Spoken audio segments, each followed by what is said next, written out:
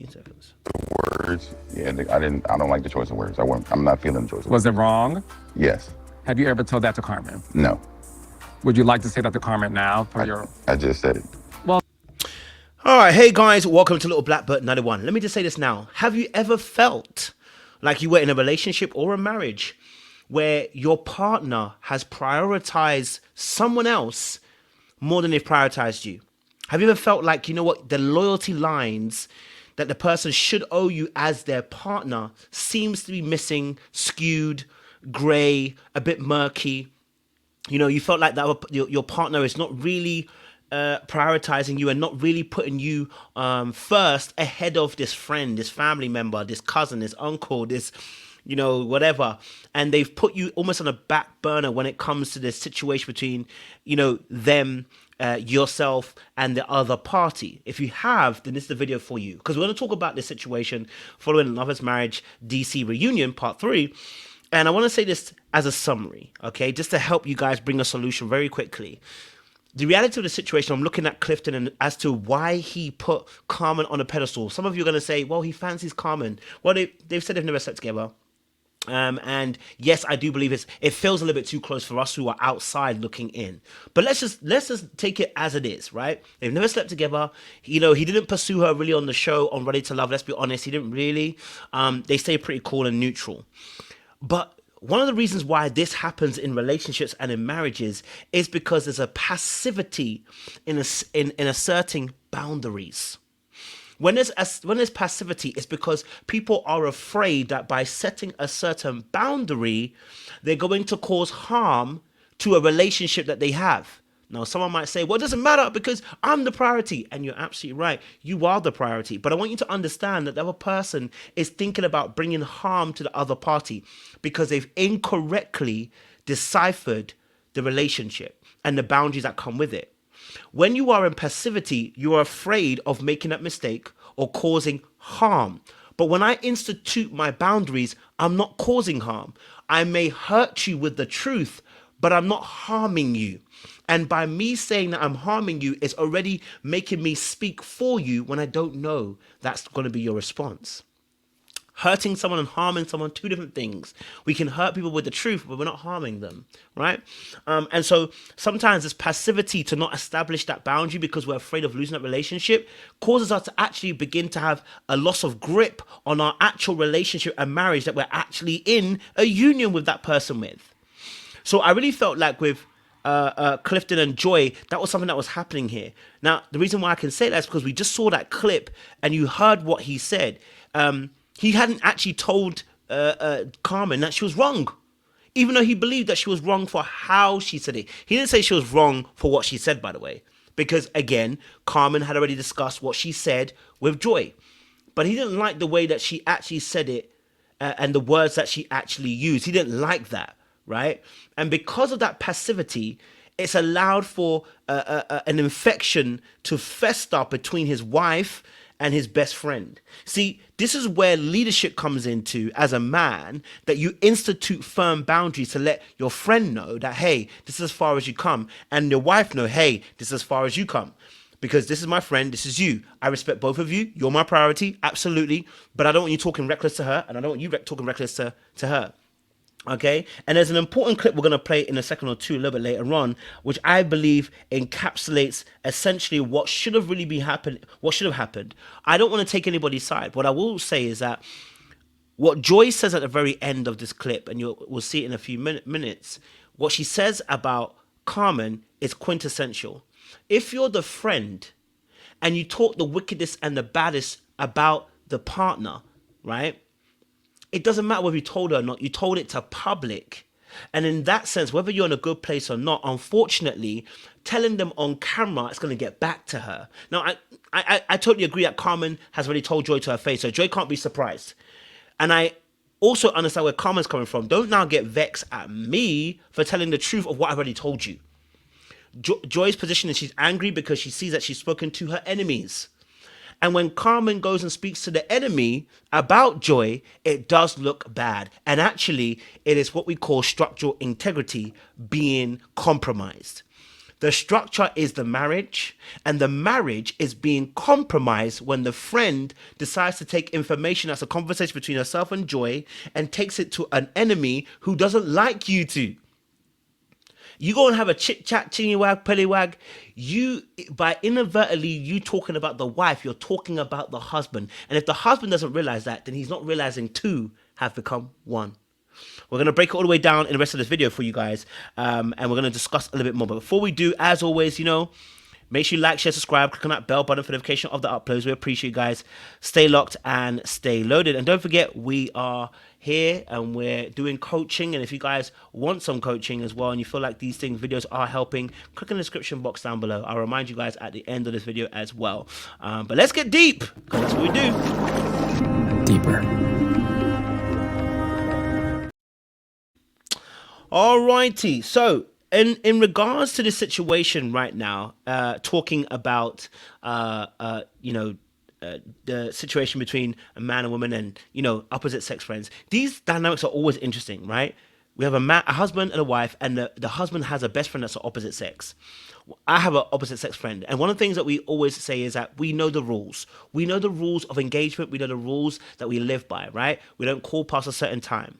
Okay, when we're in different relationships, we don't call past a certain time. Okay, we don't make certain requests of each other because we're no longer in that position anymore, right? We might not go out on the same kind of dinner dates that we might have done when we were single, or whatever, right? Go to certain outings. Okay, my friend will know. Listen, you can't talk wickedness and baddest against my partner, because I will let you know that you're violating me. See, when you talk against my partner, you're talking against me. You're talking against my choice. The Bible says, leave no foothold for the enemy, for the devil to get in.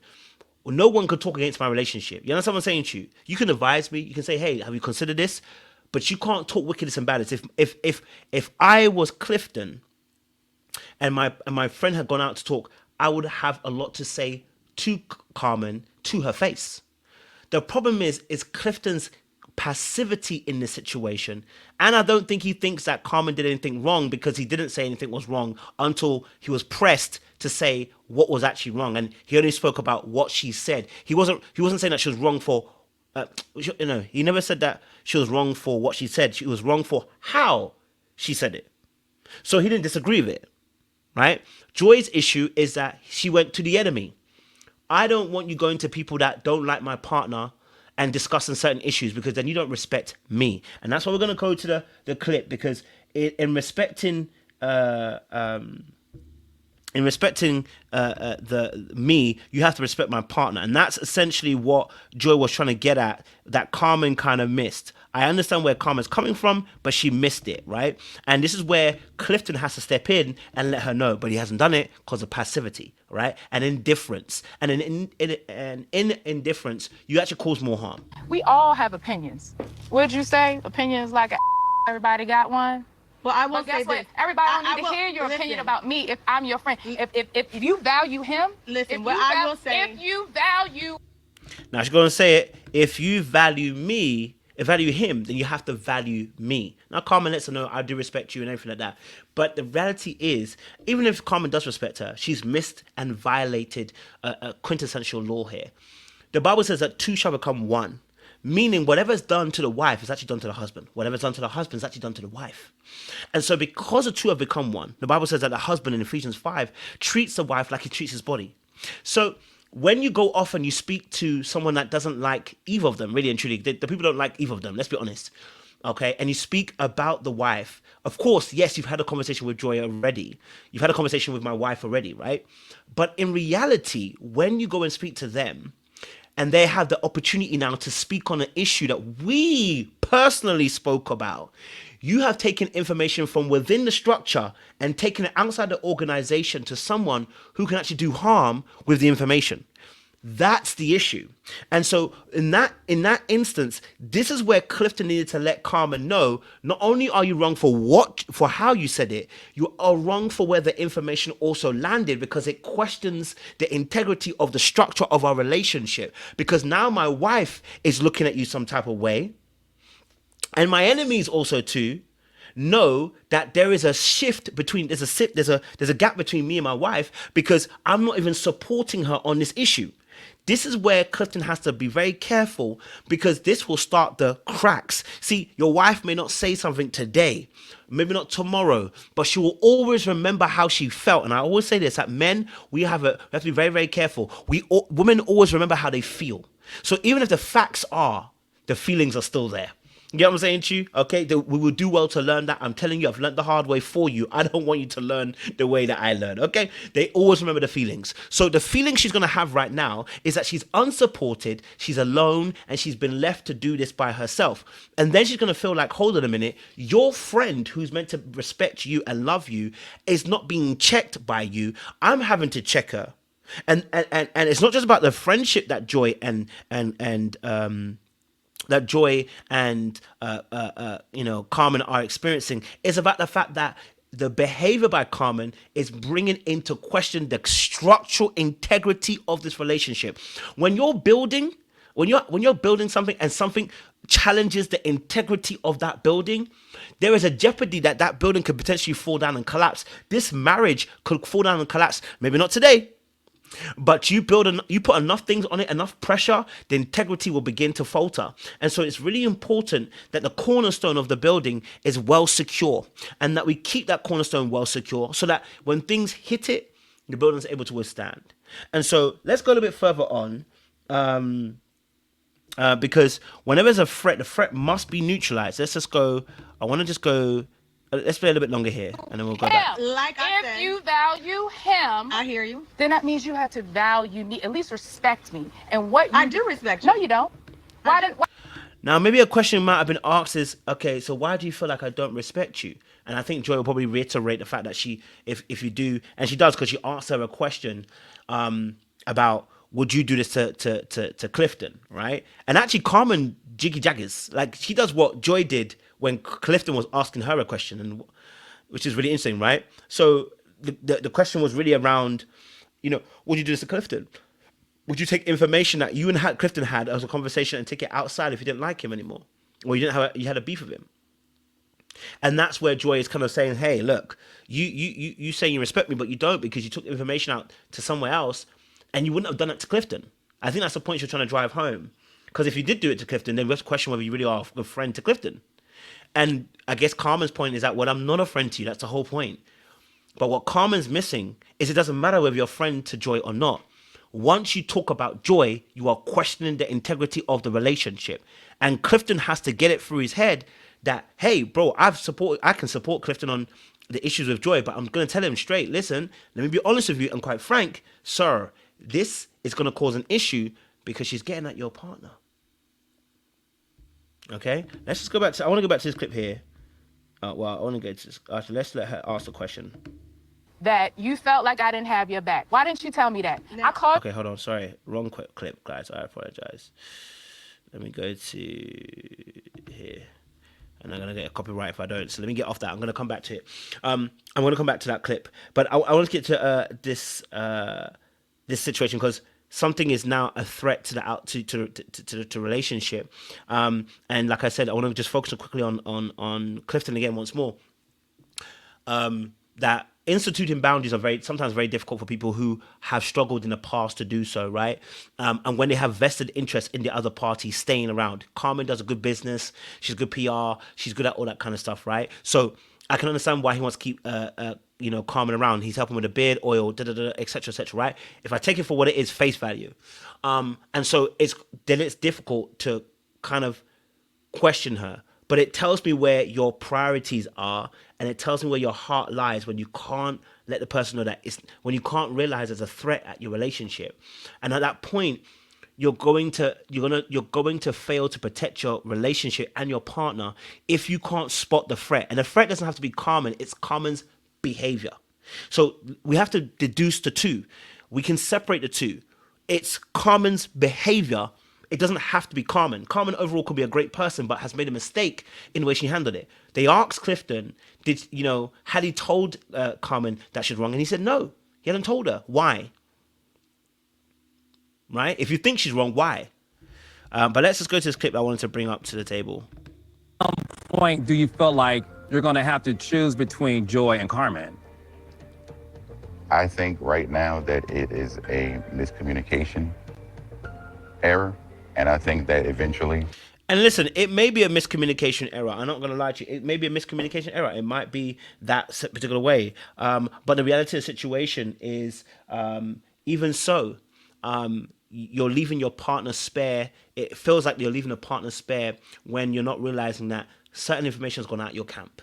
Okay? All right? So I want to leave it there and just say, listen, for anybody in this situation, solution wise, what really needs to happen here is a conversation outside of this room. Conversation needs to happen at home between Joy and between and Clifton. And what needs to really happen is Joy to let him know, listen, I'm not here to fight your friend Carmen, because I can't. That's your friend.